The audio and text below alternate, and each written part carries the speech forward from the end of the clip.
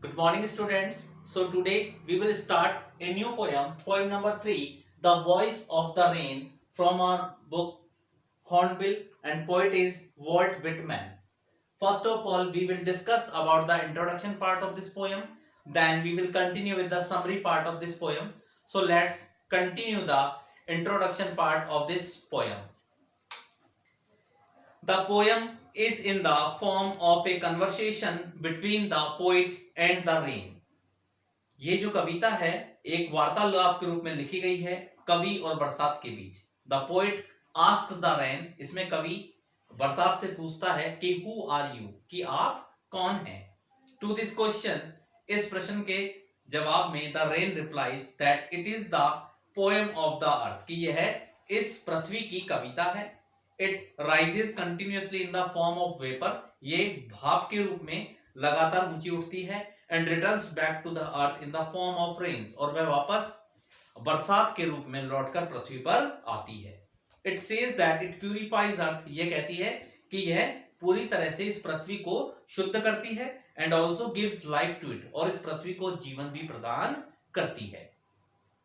It returns back to the earth exactly like a song, ये जब पृथ्वी पर लौट कर आती है तो ठीक एक गीत की तरह लौट कर आती है।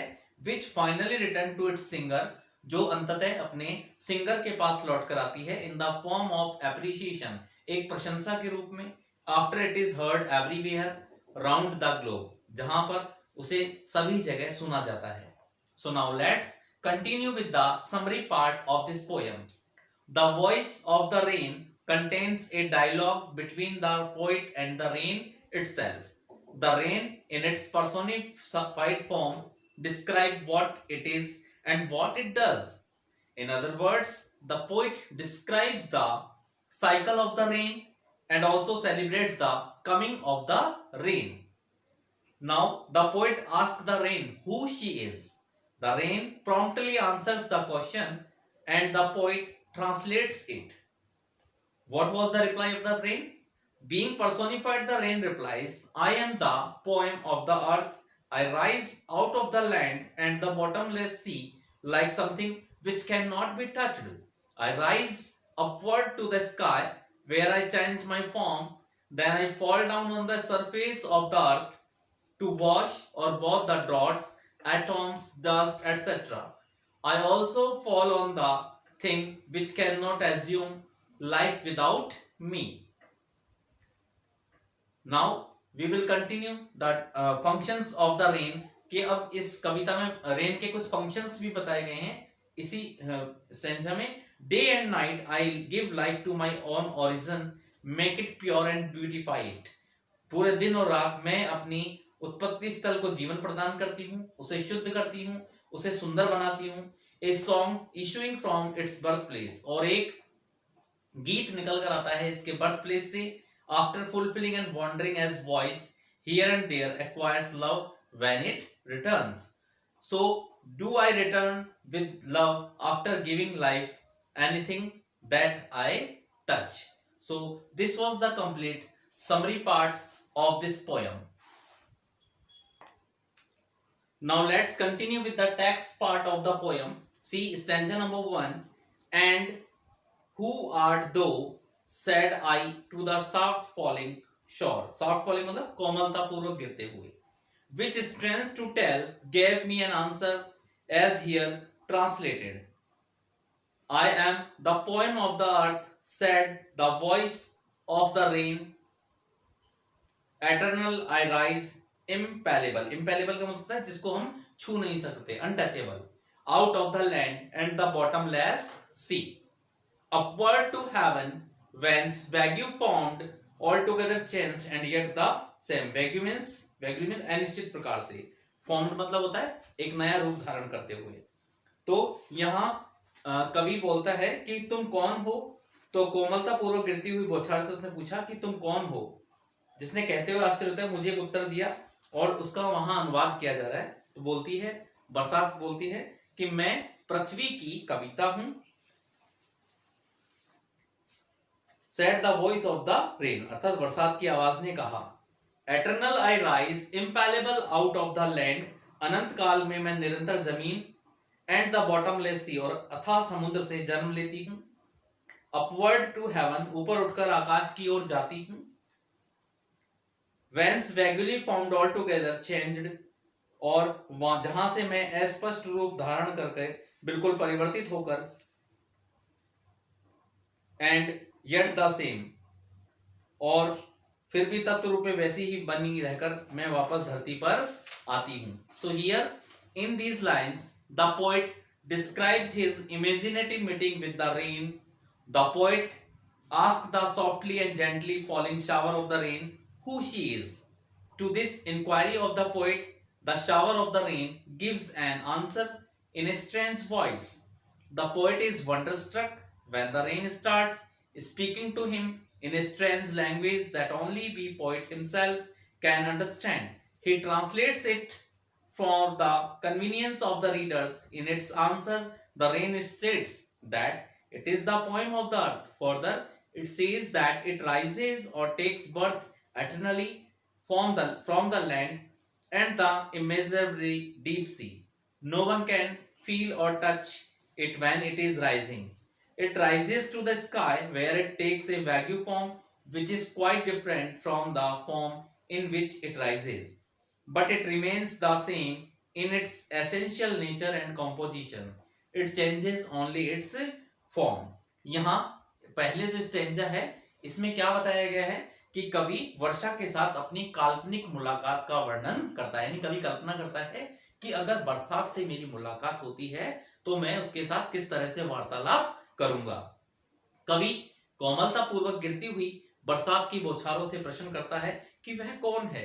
कवि के इस प्रश्न का अजीब से स्वर में उत्तर देती है बरसात, और कवि आश्चर्यचकित हो जाता है जब वर्षा उसे अजीब भाषा में बात करने लगती है जिसे केवल कवि ही समझ सकता है। कवि भाषा को पाठकों की सुविधा हेतु उसे हमारे लिए अनुवादित कर देता है, और अपने उत्तर में वर्षा कहती है कि वह पृथ्वी का गीत है, काव्य है, और आगे कहती है कि वह अनंत काल से सदैव ही जमीन तथा अथाह गहरे समुद्र से जन्म लेती है।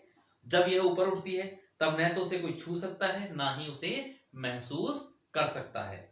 ऊपर उठकर वह आकाश में चली जाती है और एक अस्पष्ट रूप धारण कर लेती है जो उस रूप से पूरी तरह से भिन्न है, वह जिस रूप में उठती है, लेकिन अपनी मूल प्रकृति और रचना में वैसी ही बनी रहती है।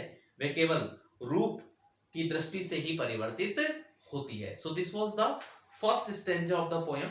Now let's continue with the second stanza of the poem. I descended का मतलब होता है नीचे आना या गिरना।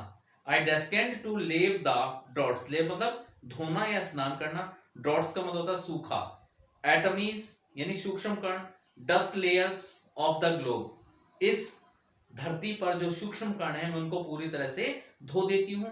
And all that in them without me were seed only, और मेरे बिना वे केवल बीज मात्र ही होते हैं। लेटेंट का मतलब होता है जो अनंकुरित होते हैं, अप्रस्फुटित होते हैं या अप्रकट होते हैं। अनबॉर्न जो बिना जन्म लिए होते हैं, अर्थात यहां and make pure and beautified, और मैं इसे सुंदर व शुद्ध बनाती हूं। तो यहां कवि कहता है, बरसात बताती है सूखे स्थानों, सूक्ष्म कणों और जमीन पर धूलों की तरह उन सबको जो मेरे नीचे बिना केवल बीज मात्र ही होते हैं, निष्क्रिय, अप्रकट या अजन्मे, मैं उन्हें स्नान कराने हेतु आसमान से नीचे आती हूँ।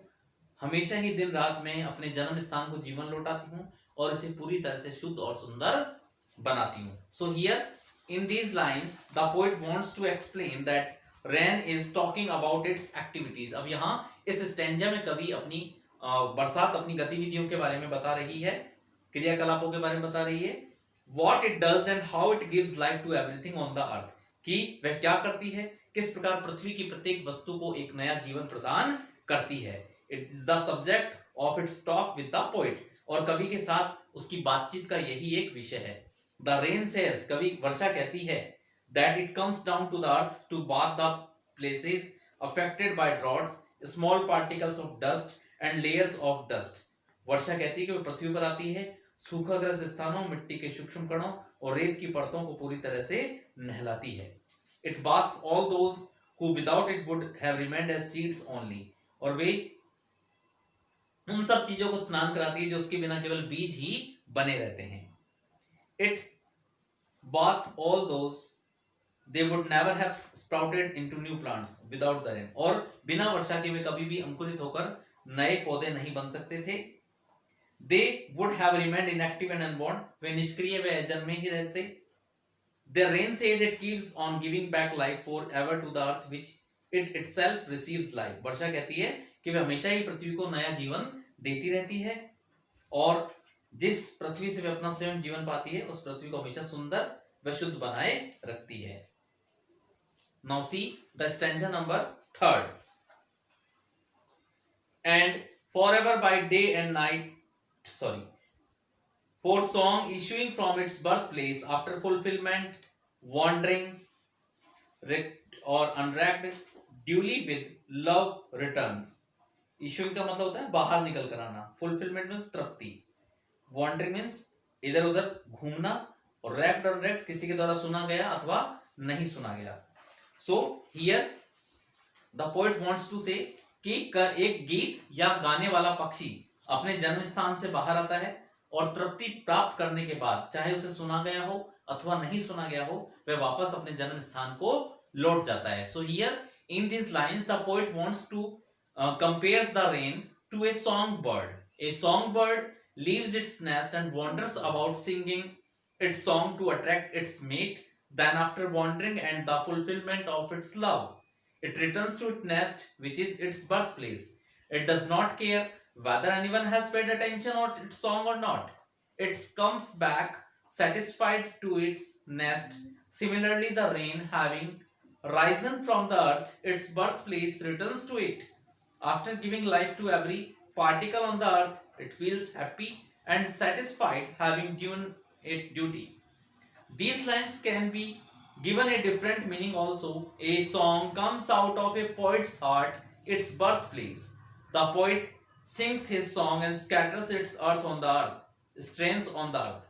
He does not care whether anyone is listening to his song or not. After he has sung his song, it settles back into his heart, which is its birthplace. The song, like the rain, keeps rising again and keeps the poet heart pure and happy.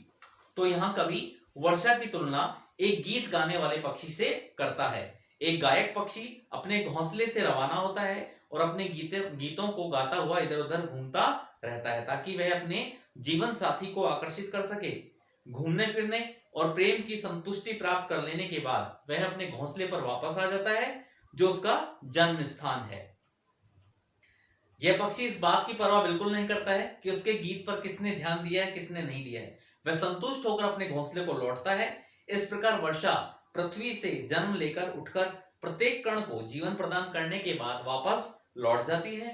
पृथ्वी पर जो इसकी जन्मभूमि है, अपने कर्तव्य को पूरा करने के बाद वह प्रसन्न और संतुष्ट महसूस करती है।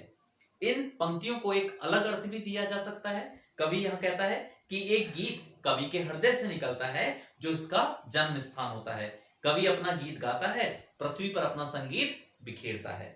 वह इस बात की बिल्कुल परवाह नहीं करता है कि कौन उसके गीत को सुन रहा है या नहीं। जब वह अपना गीत गा चुका होता है तो यह गीत वापस उसके हृदय में ही बस जाता है, उसका जन्म स्थान है। यह गीत वर्षा की भांति बार बार उठता है और कवि के हृदय को प्रसन्न और शुद्ध बनाए रखता है। So this was the complete explanation part of this poem with introduction and summary also.